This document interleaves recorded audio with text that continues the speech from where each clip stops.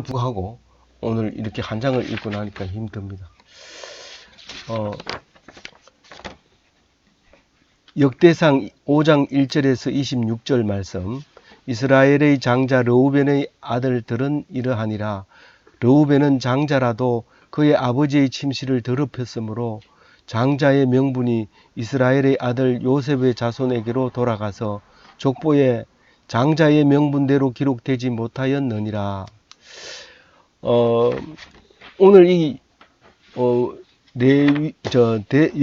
역대상 5장은 르우벤과 갓지파 그리고 맨 밑에 므낫세 지파 이 얘기를 하는데, 르우벤과 갓지파와 므낫세 반지파는 요단 동편에 있는 지파들이에요. 그러니까 우리가 찬송가에 요단강 건너가 만나리 할 때 그 요단강 건너기 전에 살고 있는 사람들이에요. 르우벤 지파와 갓지파와 므낫세 반지파 이 세 지파가 이집트를 나와서 가나안 땅을 들어갈 때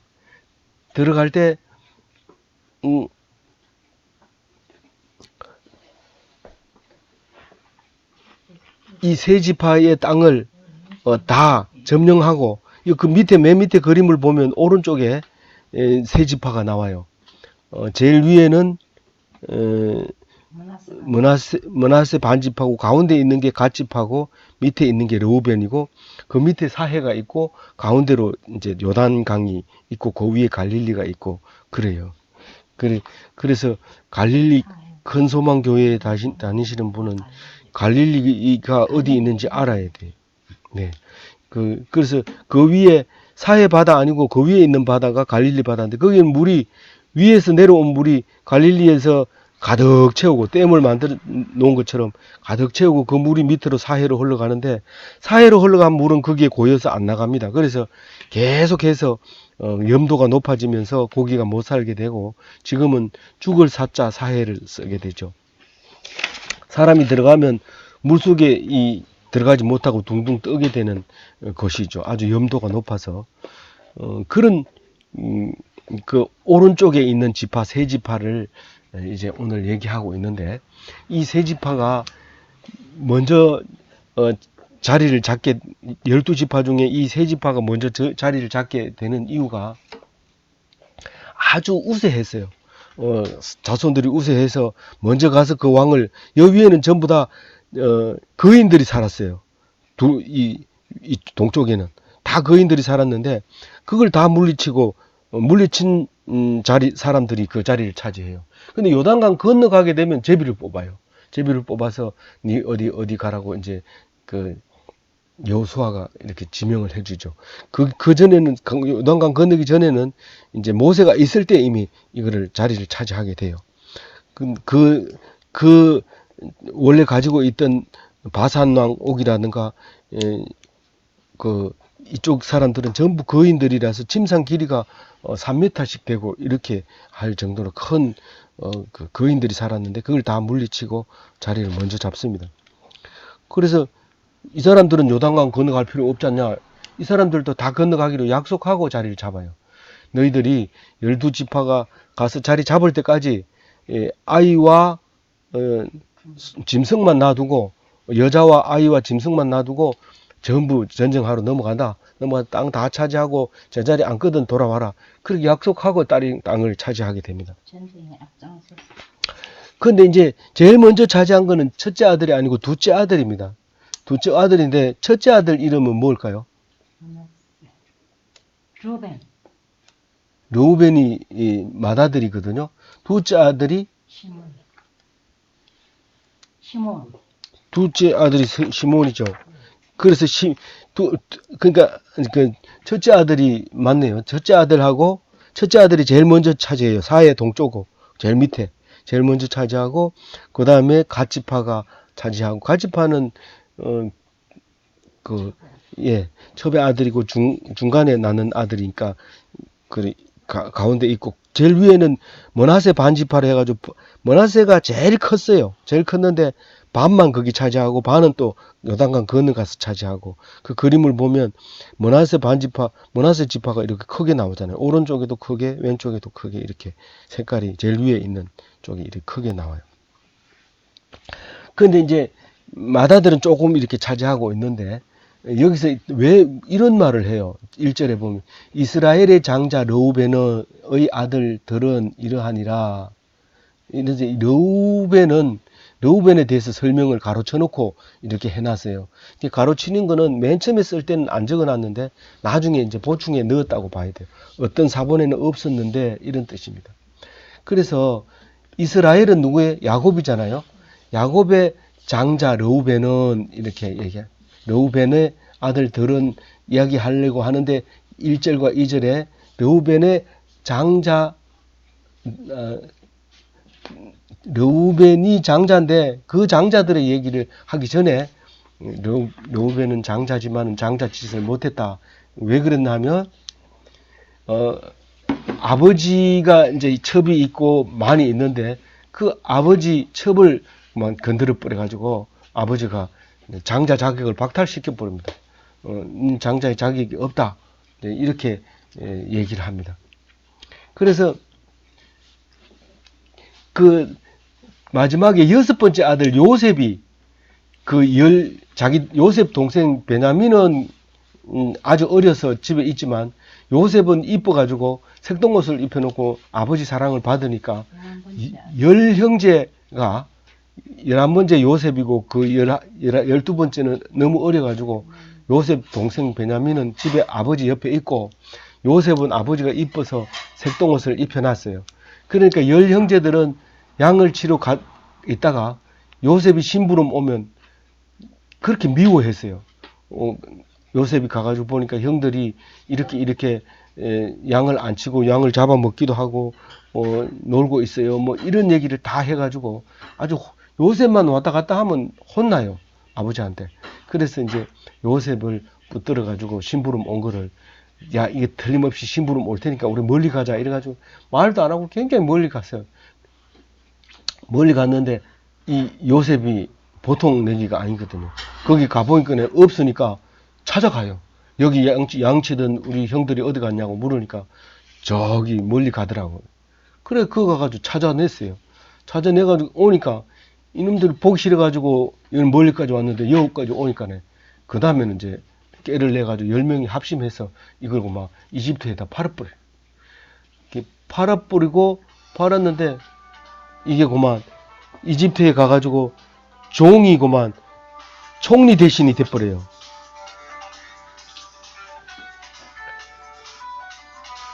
총리 대신이 돼가지고 어떻게 똑똑한지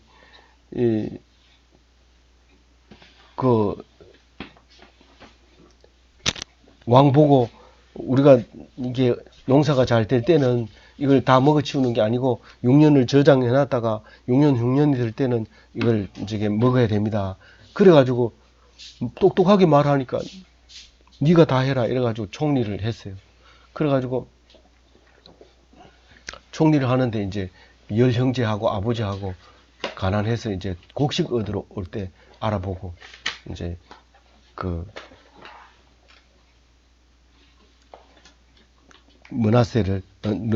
문하세인가요?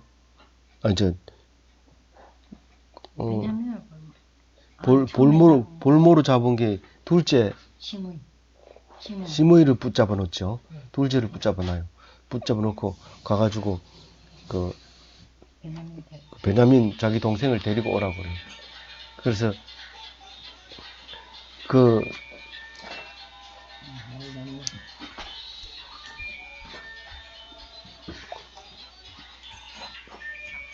베냐민을 데리고 오는데 이제 그 요셉이 아버지를 데리고 이집트로 가는 바람에 아버지가 죽으면서 장자의 몫을 요셉에게 줘라 그렇게 합니다. 그래서 장자가 실제로는 요셉이 되는 거예요.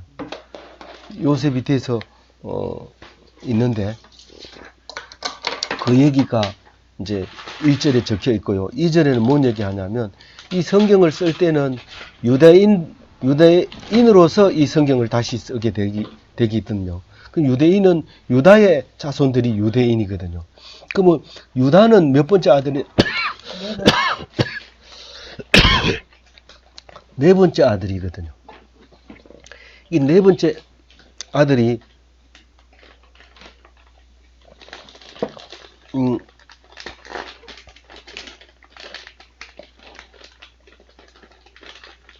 네 번째 아들에게서 다윗이 나와요. 그래서 그 얘기를 2절에 얘기하는 거예요. 유다는 형제보다 뛰어나고 주권자가 유다에서 났으나 장자의 명분은 요셉에게 있으니라 이랬어요. 이 사실은 유다가 이제 장자라고 생각하고 이 역대기를 쓰는 거예요. 그런데 이 유다가 앞으로 장자권을 가질 거다 하는 의미를 2절에다 표현하고 있는 거예요. 마지는 르우벤이었어도 실제로 요셉이 아버지 야곱의, 아버지 이스라엘의 몫을, 장자의 몫을 받았고, 이제 유다가 장자의 몫을 받아야 되는 게 분명합니다 라고 2절에 말하고 있는 거예요. 그래서 유다 족속에서 이스라엘을 다스리는 왕이 나오잖아요. 그게 다윗 왕이잖아요. 그런데 이게 구약 성경이기 때문에 예수님이 오시는 얘기를 안 쓰지요. 그렇지만 예수님이 온다는 철저한 메시지가 들어있어요. 이 속에 들어있어가지고 예수님이 다윗의 후손으로 와가지고 내가 바로 성경이다 그렇게 얘기합니다. 내가 말씀으로 이 땅에 왔다 그렇게 얘기합니다. 그래서 예수님은 성경이에요. 예수님은 말씀이에요. 그래서 예수님이 만져보지도 눈으로 보지도 소리를 들어보지도 않았지만 예수님이 지금도 살아계시고 우리와 함께 계신다는 말은 그 말인 거예요. 이게 말씀으로 오신 거예요. 그래서 그렇게 얘기를 1절과 2절에 해놓고 3절에 이제 쭉 그 아들들에 대해서 이야기를 합니다. 그게 이제 오른쪽에 보면 표가 나와 있는데 그 표에 그렇게 돼 있어요. 제일 위에는 르우벤 있고 르우벤 아들들이 한옥, 발루, 헤스본, 갈미 이렇게 돼 있다는 거예요. 그 얘기를 지금 3절에 하고 있어요. 그리고 요엘이라는 사람이 있어요. 4절에 요엘 나오죠. 8절에 요엘 나오죠. 12절에 요엘 이렇게 나와요. 12절에 요엘이 나와요. 그런데 그 이 세 사람이 이게 르우벤 지파냐 갓 지파냐 이게 구분이 안 돼요. 바벨론 포로에 갔다가 끌려와 가지고는 그 다음에는 요단강 동편 쪽에 있는 지파들은 르우벤 지파하고 갓 지파하고 한꺼번에 묶여져 있었어요. 한꺼번에 경계선 없이 한꺼번에 살았어요. 한 동네에. 그러니까 이 요엘이라는 사람이 이 우두머리가 됐어요. 이 8절에 그렇게 적혀 있죠. 8절에 우두머리가 되었다고 얘기를 해요. 그러니까 갓 지파나 12절에 우두머리라고. 12절에요? 네. 우두머리는 요엘이요. 예. 예. 그래서 그 이제 갓 지파 얘기하고 이제 그 르우벤 지파하고 얘기를 합해서 이제 우두머리가 되는데 그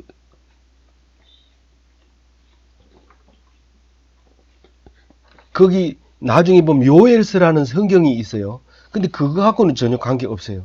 그거는 사무엘의 아들 선지자가 요엘을 기록한 거고 사무엘을 맏아들 선지자가 요엘이고 여기서 나오는 요엘은 요단강 동편에 있는 이제 언제 망한다고 이게 아수르에게 망한다고 26절에 제일 마지막에 그렇게 적혀 있어요.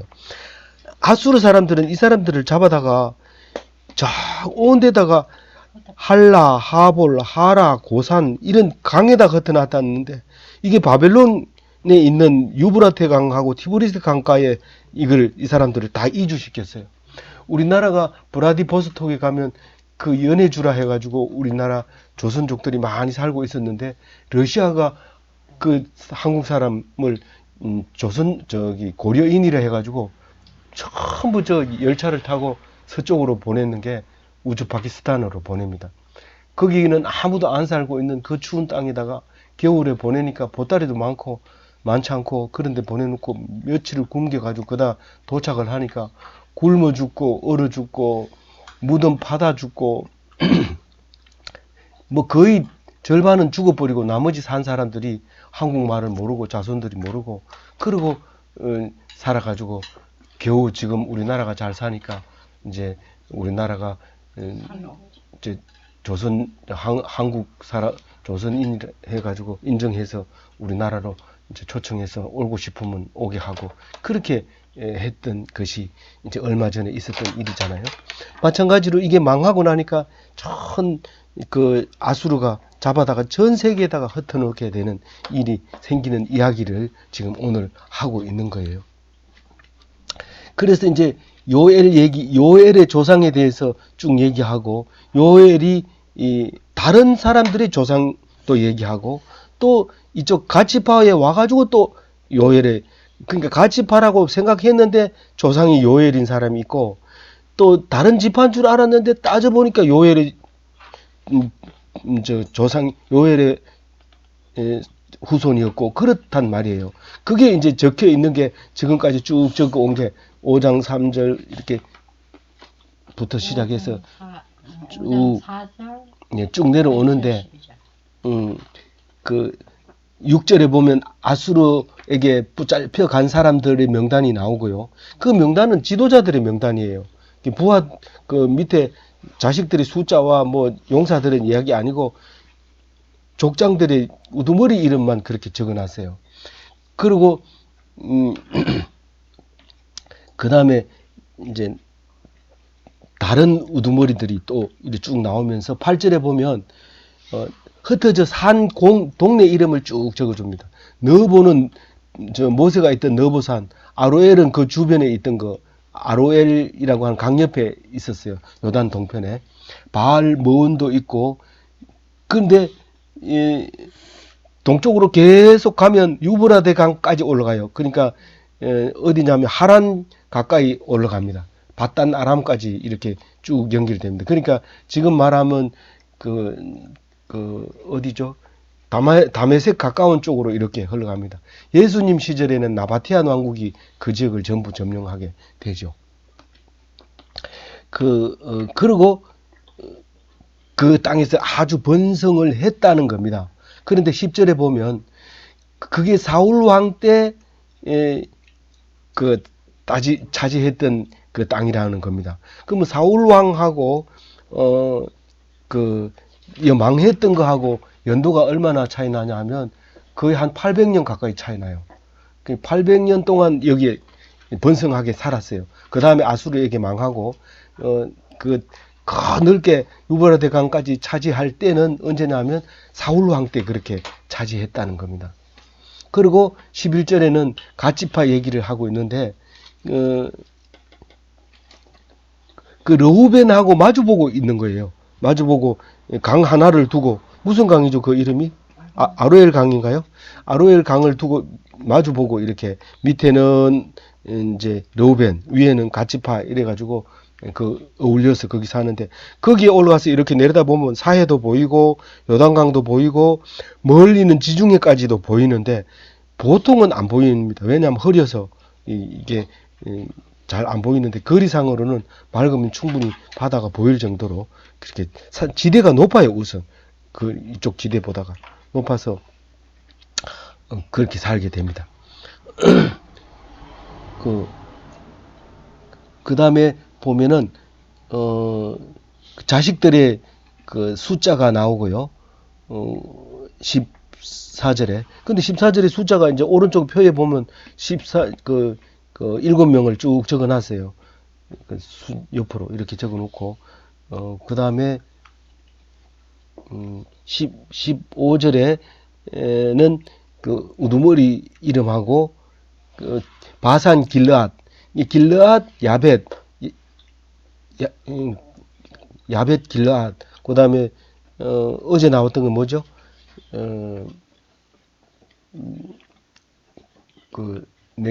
기도를 했더니 저기 땅을 준 야베스, 길르앗 야베스, 야베스 길르앗, 그 이름이 다 그 지역인데 이 지역이 다 그 지역이 되는 거죠. 요단강 동편 얘기를 하고 있는 겁니다. 그 샤론의 모든 들에 거주하여 사방 변두리에 다다랐더라 이렇게 얘기하는데, 이 샤론은 원래 지중해 연안이 샤론인데 이쪽에도 샤론이 있다고 봐야 돼요. 요단 동편에도 샤론이 있었던 것 같아요. 그 다음에 17절에 보면 이걸 누가 썼느냐 하면 에스라가 써요. 이 역대기를 쓰는데 뭘 보고 썼느냐 하면 족보를 보고 썼다는 거예요. 언제 썼는 족보냐 하면 유다 왕 요담 때와 이스라엘 왕 여로보암 때의 족보가 기록되었더라. 그런데 이 유다 왕 요담은 요담이 여럿이 있어가지고 이름도 누군지 정확하게 이래 적어는 몰라요. 그런데 반드시 북쪽 이름을 쓰게 되면 이게 누군지 알아요. 우리 우리는 지금 예수님이 태어나고부터는 이 세상 역사가 다시 정립을 합니다. 왜냐하면 예수가 태어난 걸 기준으로 해서 서기 몇 년, 기원전 몇 년 이렇게 하기 때문에 그때부터 날짜가 정해지지만 사실 예수님이 안 태어났을 때는 꼭 왕의 이름을 가지고 썼기 때문에 왕의 연호를 쓰죠. 일본은 요새 왕 연호를 바꿨다고 이제 또 신문에 나오고 이런데 일본도 왕의 연호를 씁니다. 그래가지고 국회 학술 대회에 가면은 꼭 연도가 자기 연도를 그 옆에다 이렇게 따로 씁니다. 연도를 쓰는데 그 왕의 연도를 쓰는데 이 성경의 연도는 특히 이제 남북 나누어졌을 때가 역사가 정확하게 기록이 됩니다. 연도가 기록이 안 되는 것은 누구 왕 몇 년째라고 얘기해봐야 그 왕이 어디 왕인지 정확하게 모르기 때문에. 그런데 남북으로 이렇게 나눠졌을 때는 거의 정확하게 이빨을 이렇게 맞춰 나갈 수 있어요. 여기 틀려도 이쪽에서 고쳤고 이쪽이 틀려도 이쪽에서 고치고 이래서 거의 정확하게 맞추고 가는데, 북이스라엘 왕은 여로보암이고 남유다 왕은 요담이었다고 얘기하면 북이스라엘 왕 첫 번째 왕 이름이 여로보암이었어요. 근데 여기는 여로보암은 두 번째 여로보암 2세라고 봐야 돼요. 그래도 똑같이 그렇게 이름을 기록해요. 그러니까 얼마나 성경 읽기가 어려워요. 굉장히 연구를 많이 해야 제대로 읽을 수 있는데, 어쨌거나 성경이 쉽게 읽어지면은 읽고 버리지 누가 그걸 집에다 꼽아 놓게 있어요. 그걸 다 못 읽고 이해를 못 했으니 꼽아 놓는 거죠. 다 읽고 뭐 이해했으면 안 읽죠. 근데 그 어렵게 만들어 놓은 이유가 그게 있는 거예요. 읽었던 것도 읽었도 새롭고 이런 거죠. 그래서 여로보암 2세 때는 BC 787에서 747까지 그 왕을 했고, 남유다 요담 왕은 756에서 747에서 그 했으니까 이 에스라가 그때 썼는 족보를 기록하게 됩니다. 그러니까 여기 연도는 안 적었어요. 그러니까 언제쯤 되냐면 750년쯤 돼요. 750년. 네. BC 750년쯤에 그 기록되어 있던 그 족보를 가지고 다시 적었는데 왜 다시 적어요? 그 족보를 그냥 쓰면 되지. 이제 북이스라엘은 관계 없어졌다. 이제 남유다만 남았다. 그런 거예요. 그러니까 우리가 이제 여러 형제들이 있었는데 그 어른들의 묘비를 쓰려고 하니까 그 다른 사람들의 맞이라고 찾아보니까 그 맞이의 후손들이 진리멸멸하고 없어. 죽어버리고 장가 안 가고 딸만 놓고 뭐 그래가지고 죽어버리고 없어. 찾을 길이 없어. 그럼 그걸 제외해버리고 다시 유다를 정립해서 족보를 다시 쓰는 게 이게 역대기란 말이에요. 그러니까 족보를 쓸 때 우리들만 이렇게 쓰는 게 아니고 첫 때부터 다시 써야 되기 때문에 이 역대기는 제일 처음에 아담이 나옵니다. 아담. 우리 족보하고 똑같아요. 제일 처음에 아담이 나오고 우리는 전덕시 이래가지고 전시 족보에 제일 앞에 나오는데, 이게 이제 그런 족보를 지금 얘기하고 있는 거예요. 족보는 이렇게 안 적혀 있는 것처럼 보이지만 사실 족보를 자세히 읽어보면 묘가 어디에 있었고 몇 살에 죽었고 자식이 몇 명이었고 무슨 일을 했고 다 적혀 있어요. 우리가 안 봐서 그렇지. 근데 책 중에서 가장 큰 책이 족보잖아요. 그 다음에 성경책이잖아요. 근데 족보를 안 보잖아요. 그런데 나이가 먹어가지고 할아버지 돼서 손자들이 쭉 오면 족보책을 옆에 갖다 놓고 항상 얘기합니다. 너희들의 시조는 누구고 무슨 파고 누구를 만나면 몇 대 손이라는 거 알아야지 인사를 하지 이러면서 줄을 쳐서 가르쳐주고 그렇게 하잖아요. 그런데 뭐 듣는 사람이 들어요? 안 듣죠. 뭐 딴 데 쳐다보고 이러다가 자기가 늙으면 우리 할아버지가 가르쳐 준 거라 하면서 안 가르쳐 준 것까지 공부해가지고 또 손자들한테 가르쳐 주고 이렇게 되는 게 족보인데 이 성경책이 그와 같이 만들어진 거예요. 그래서 이제 파본으로 이제 나왔다고 보면 돼요. 역대기는 파본이고 열왕기 상하까지가 바벨론 포로 끌려가기 전에까지 썼고 요거는 바벨론 포로 갔다 70년 살다 와가지고 이제 쓴 거고 요게 이제 파본인데 이제 그 대종보를 이제 기록을 한 거죠. 그래 그 옛날 그런 같은 거 진행 거 뭐. 작년에 거만 옛날 걸 알아야지. 그러니까 진행 거만 알면 죽어버리지만은 처음 거를 알면 안 죽는다 그래. 왜냐하면 처음 거부터 지금까지 보면 그 많은 사람 중에 훌륭한 사람이 이름 한자밖에 안 들었거든. 그 돌아서 가지고 생각해 보면 우리가 덜의 풀과 뭐가 다를 게 있냐? 났다가 사라지고 아무도 기억하지 못하고 밟혀서 없어져 버리는 먼지와 흙으로 돌아가 버리는 우리 인생인데, 그러면 이 성경 말씀 아니면 어떤 일이 생길까요? 성경 말씀 아니고는 가장 인정해 주는 게 그리스 철학이에요. 그래서 박사 중에선 철학 박사가 최고인데 이 철학 박사는 언제부터 생겼냐면 그리스 때부터 생겼어요. 그리스가 예수님 올 때가 그리스예요. 그리스 시대예요. 그때 그리스 철학이 생겼을 때 예수님이 오셔가지고 그때 안 왔으면 큰일 날 뻔했어요. 그래서 사람들은 앉아가지고 우리는 어디서 와서 어디로 가는가? 무엇을 하면 살아야 되는가? 왜 살아야 되는가? 죽으면 정말 천국이 있는가? 온갖 생각을 다 하고 모여서 결론 내는 건 천국은 없다. 이 땅에서 멋있게 살아야 된다. 그런데 그러면 정체성이 없는 거예요. 너는 나쁜 놈이야. 이러면 나쁜 놈인 줄 알아요. 넌 착한 놈이야. 이러면 착한 놈인 줄 알아요. 그게 아니라는 거예요. 성경에는 딱 정해놨어요. 나쁜 놈, 좋은 놈, 뭐 못된 놈, 잘생긴 놈, 뭐 예. 장가 늦게 갈 사람, 빨리 갈 사람, 이런 까지 다 적혀져 있어요. 그걸 모르니까 막 골치 아프고 막 머리 아픈 거지. 자세히 보면 다 나와 있어요.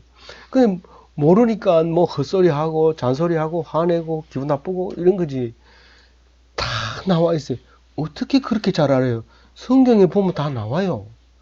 근데 아니 이 성경의 종사인 장가간거하고는 관계 없잖아요. 나와요. 다 가르쳐줘요. 어떻게 하라는가. 근데 그걸 모르니까 막 화가 나고 이런 거죠. 우리는 풀과 같은데 하나님 말씀은 영원하다는 것은 그 말씀을 믿으면 죽지 않는다는 거예요.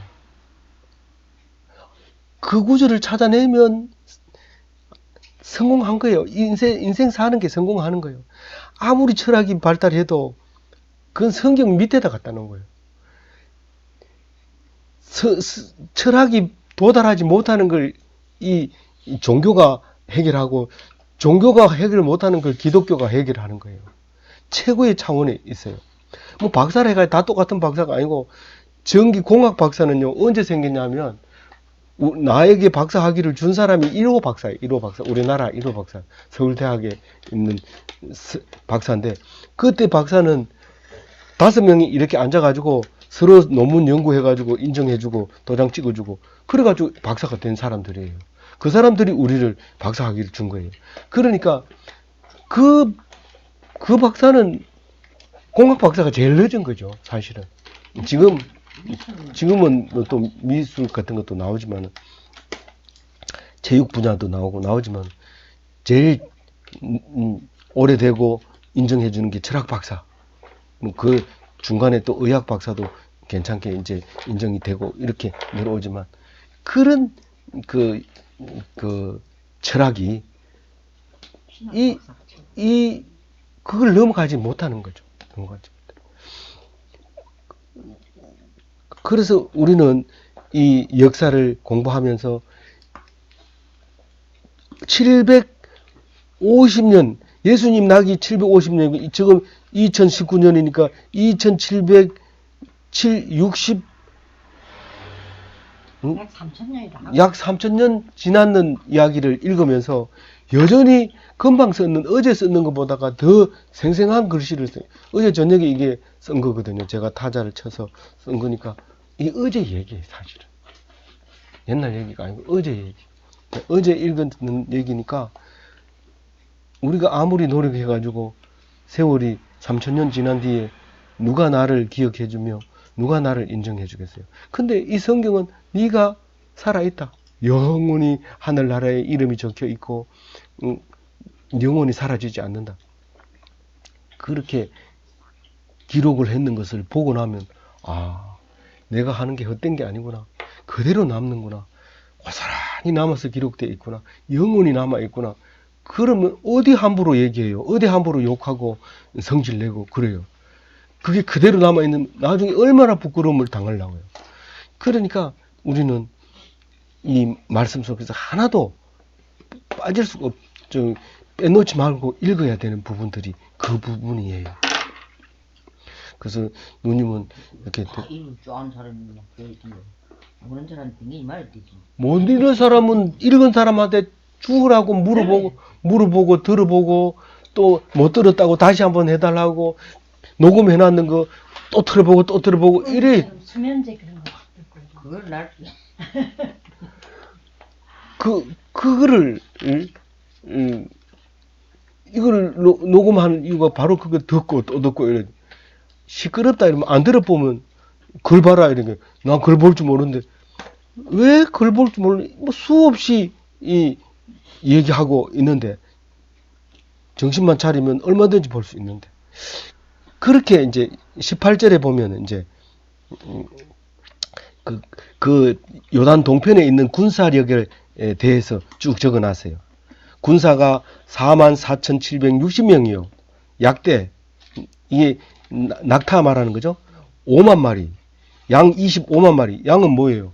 이 군량미예요, 군량미. 그 다음에 나귀는요. 이게 뭐예요? 나귀는 병참 부대 물건 수송해주는 부대를 무슨 부대라죠? 예. 응? 그거는 그게 보충력이 되는데도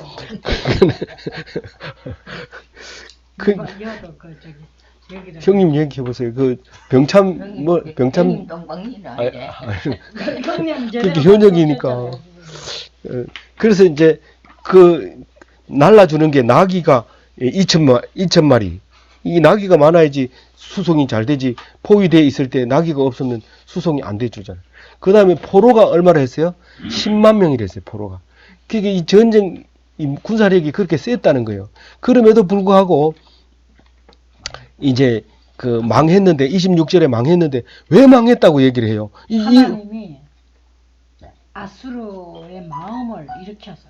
아니, 그 앞에. 25절? 예, 큰 소리로 같이 읽어봅니다. 시작. 그들의 조상들의 하나님께 범죄하여 하나님이 그들 앞에서 멸하신 그 땅의 신하들을 간음하듯 섬긴지라. 우리가 망하는데 그냥 망하는 것 같이 보이지만 절대로 그냥 안 망해요. 하나님은 축복하려고 우리를 만들어 놓고 망해라. 물고기를 어항 속에 놓고 죽어라. 이런 사람이 어디 있어요? 잘 사는지 보고 잘 살면 좋아하고 그러잖아요. 근데 망했으면 아이 재수 없어 망했다 이러고 하나님이 살았으면 날 왜 이렇게 했느냐 뭐 이런데 그게 아니라 하나님을 떠나니까 망하는 거예요. 근데 분명히 망했는데도 희죽희죽 웃으면서 좋아하면서 기분 나쁜 거 그건 틀림없이 하나님 본 거예요. 보니까 그러지. 안 그러고는 그렇게 살 수가 없어요. 망한 사람이 인상 펴고 기분 좋게 사는 사람, 그거는 하나님 믿으니까 그렇지. 안 그러면 그렇게 못 합니다. 그런데 왜 망했냐? 그러니까 하나님을 섬기는데 지금 우리나라는요, 불교하고 특히 울진 같은 데 불교하고 기독교 두 가지밖에 없다고 봐요. 크게는. 근데 절에 가나 절에 갔던 사람이 교회 오면 하나님 믿으면 안 죽는다더라. 이래가지고 교회 오는데 와가지고 하는 짓을 보면요. 절에 간 거하고 똑같아요. 와가지고 복 주세요. 잘 살게 해주세요. 그리고 그거 저리 가서 기도는 똑같이 하는 거지. 그러면 우상 섬기는 거예요. 우상 섬기는 거예요. 그러니까 하나님을 섬기는데 우상 섬기듯 하면 죽는 거예요. 망하는 거예요. 복 주세요 이러면 안 된가? 복 주세요 이러면 안 되는 게 아니고 그 다음 얘기가 중요해요. 그 다음 얘기가. 복을 주세요. 주시려면은 이렇게 주세요. 그렇게 구체적으로 이렇게 해야 돼요. 내가 기도했으니까 복 줄라면 주고, 주면 하나님이 뜻이고 안 주면 그만이고, 내가 내 할 거는 했다. 그렇게 하면 안 된다. 복을 줄 때까지 기도를 해야 돼요. 그래서 아프리카의 원주민 추장이 기도를 하면은 그 사람이 기도하면 다 들어준대요.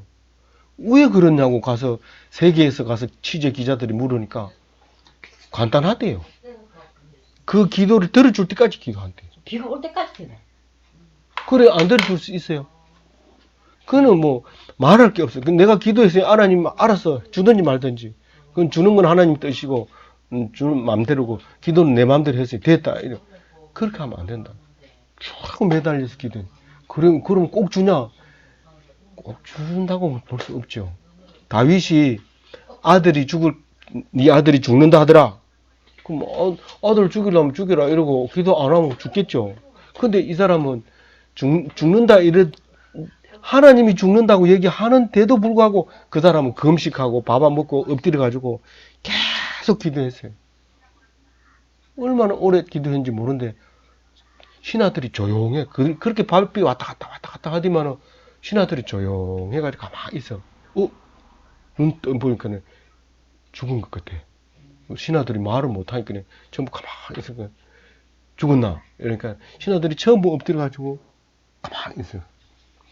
죽었구나. 그러면 옷 가져와라. 세수하고 밥 차려와라. 그럼 밥 먹는 거야.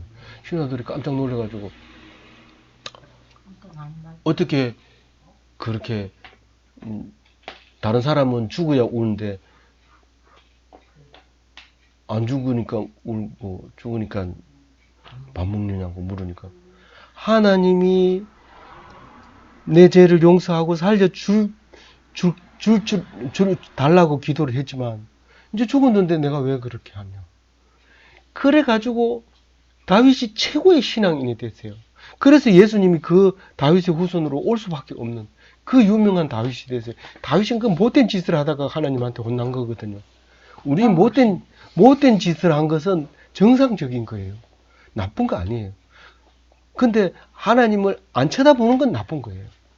그거를 성경은 그렇게 얘기하고 있어요. 나쁜 짓을 한 게 나쁜 게 아니고 뭐가 나쁘다? 하나님을 안 쳐다봐서 나쁘다. 25절 말씀은 뭔 뜻이다? 망한 게 잘못된 게 아니라 하나님을 안 본 게 나쁜 것이다. 그러니까 망해도 하나님 쳐다보면 그건 망한 게 아니고 혼나는 거다. 이제 앞으로 잘 살게 될 거다. 그 얘기지만 하나님을 안 쳐다보고 망하면 하나님을 안 봤기 때문에 망했기 때문에 영원히 일어나지 못한다는 뜻이에요. 그래서 이 사람들이 안 일어나요. 못 일어나요. 만약에 하나님을 굳게 믿었는데도 망하면 하나님께서 벌 주신다. 기다려라. 70년 있다가 다시 돌아온다. 그래서 돌아오잖아요. 이 사람들이. 지금도 그러느냐? 지금도 여전히 그래요. 2차 대전이 끝난 지 다 알잖아요. 누나가 45년에 2차 대전이 끝났으니까. 그때 끝났을 때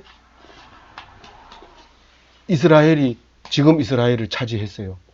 그럼 몇 년 동안 있다가 2000년 동안 나라를 잃어버리고 있다가 자기 나라 찾아갔어요. 누가 봐도 이스라엘은 망했다. 하나님 안 믿다가 망했다. 이렇게 얘기했지만 성경에 보면 망한 게 아니라 다시 불러 모은다고 써놨기 때문에 영국이 이스라엘 백성 들어와도 좋다. 이렇게 하니까 전 세계에 흩어진 사람들이 돈 가진 사람들이 돈 가방을 탁 이렇게 사각 친 거 그 안에다 돈 다 넣어가지고 전부 그거 모여가지고 거기 지금 말하면 텔아비브 야파 이스라엘 수도에 모여가지고 나라를 건설하기 시작했대요. 이스라엘 가볼래? 그래서 거기에서 이제 지금 있는 이스라엘을 만들었는데 그 나라가 2차 대전 끝나고 세운 나라인데 세계에서 강국이에요. 핵폭탄도 가지고 있고 기술도 우리나라에 무기를 팔아먹을 정도로 그렇게 기술이 있고 미국의 부자는 이스라엘. 미국에 있는 저 유대인들이 전부 그 돈을 가지고 이스라엘을 살려놓고 만들어 놓고 세계를 움직이는 사람들이잖아요.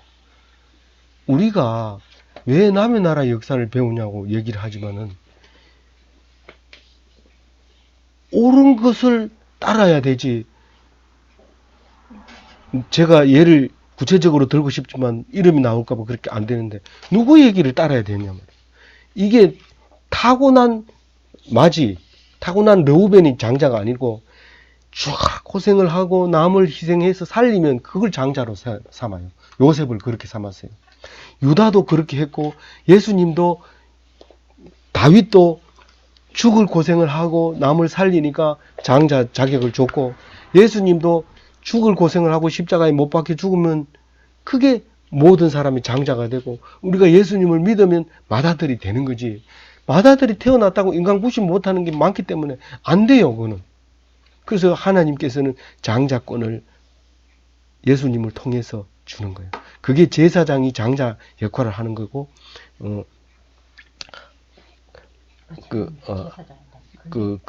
그런 뜻으로 이제 만들어 주는 거예요. 그래서 예수님이 믿어야 되는 이유가 거기에 있는 거예요. 예수 안 믿으려면 뭐 마음대로 해도 돼요. 그렇지만 예수 믿으면 절대로 망하지 않고 예수 믿으면 절대로 죽지 않는다. 그 얘기가 뭔지 그냥 뭐 알아서 만들어낸 얘기지.